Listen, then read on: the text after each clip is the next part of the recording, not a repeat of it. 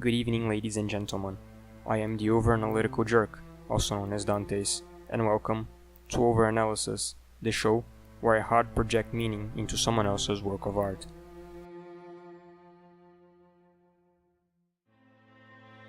Today's piece will be The Shining, Stephen King's original from 1977. The book, not the movie. There are very significant differences that will not be addressed today. Fair warning though, there will be spoilers for both the book and the movie, so I highly recommend you read or watch them before listening to this analysis.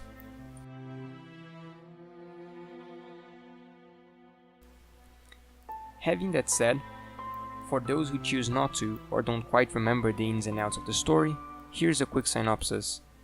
The Torrances are a family of 3 people. Wendy, an extremely beautiful woman with a strong resolve and a manipulative mother whom she had to stop talking to before her son was born.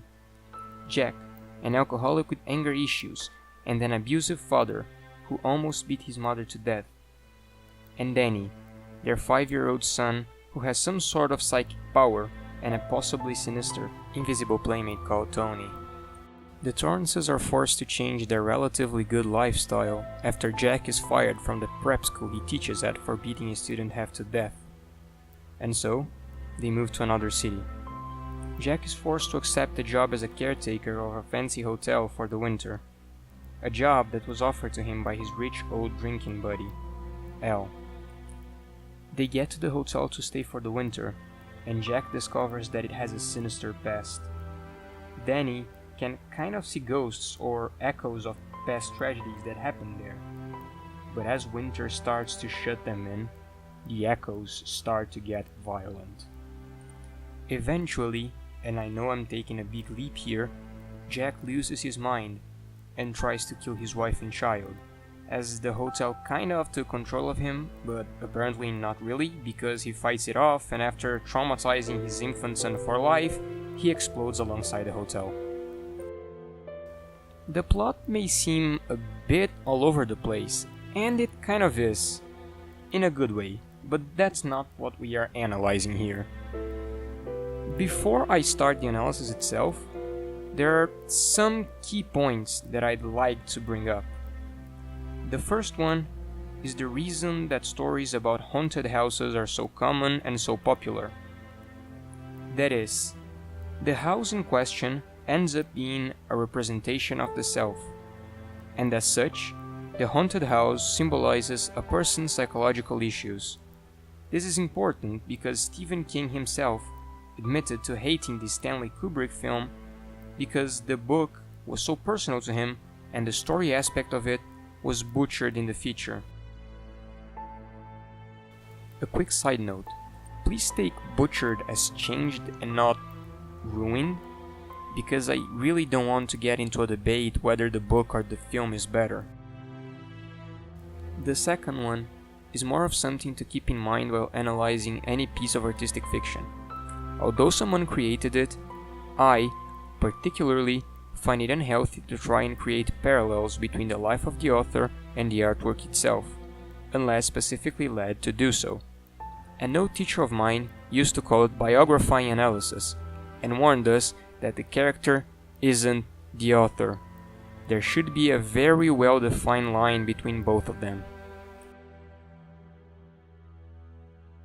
In this video, I'll be making a case to read the book as an attempt to re-signify Edgar Allan Poe's classic The Mask of Red Death.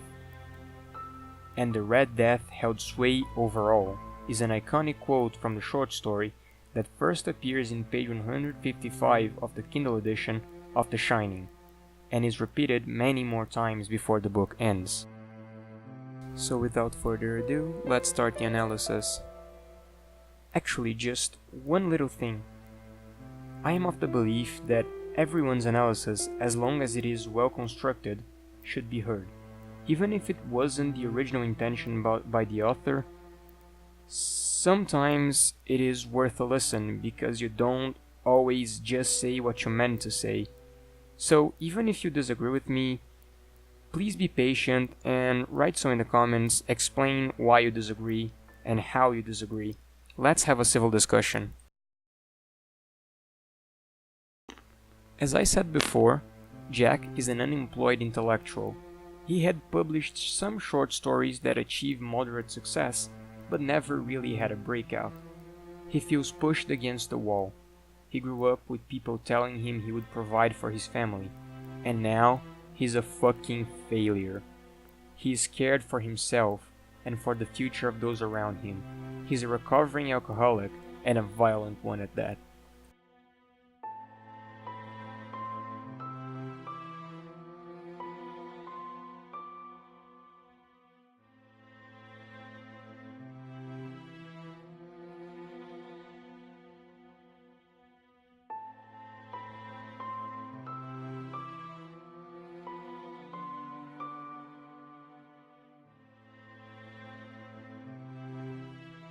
It also may seem weird to say that a substance-abusing violent father has the best intentions at heart, but that is actually the feeling we get from Jack. He fucked up big time, and once even broke his son's arm intentionally, but regrets it dearly. Not like regret is an excuse, but it helps to understand that his temper flares aren't the only thing to him. Above all, he's trying to get better, at least at surface level.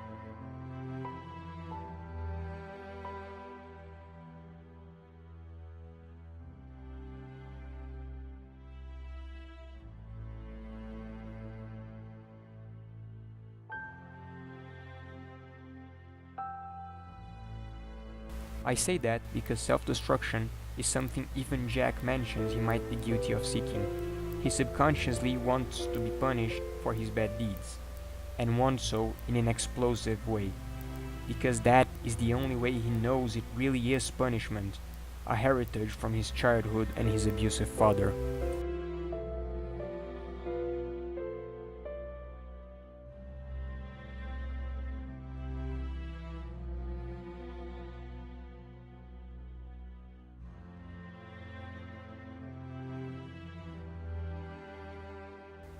And in a way, that is very important for both the ending and the feeling of inadequacy when he realizes his failure as a provider. And this is when we get into The Mask of Red Death. For those unaware, The Mask of Red Death is a story about a kingdom in which the people are dying from a disease, called the Red Death, and the selfish prince locks himself away in a castle alongside the nobility. And every day they party while their kingdom withers away. Until, one day, in one of the masked balls, a stranger shows up, dressed all in red. A red mask imitates the face of those afflicted by the disease. The prince immediately challenges him and says that he'll be put to death for his macabre joke.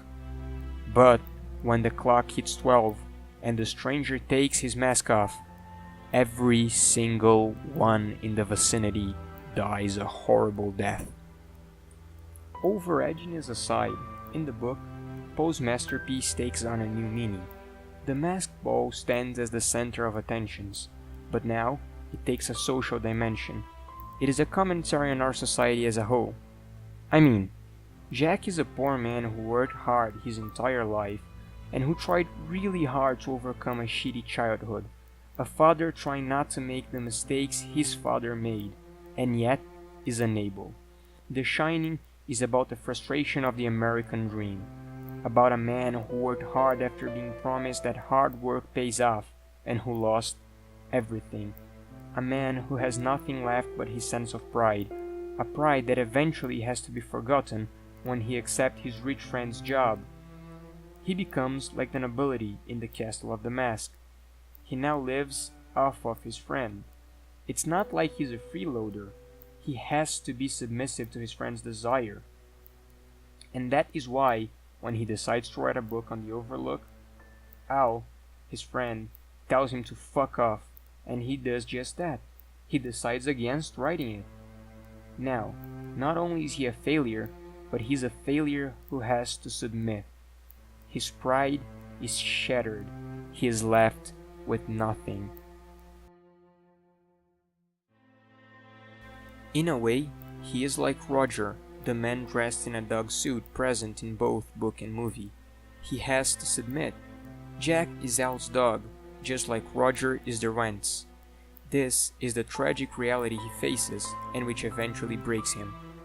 I guess you could also read the book as an allegory to mental illness, making Jack's death a possible parallel to suicide, but that's for another time.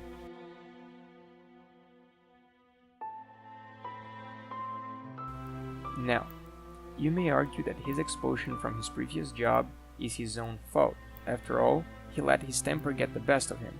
But remember, we all have our sore spots, and above all, the conditions surrounding his expulsions were extraordinary and very much caused by things beyond his control, such as the boy's possible feelings for him having just stopped drinking, and his past as an abusee.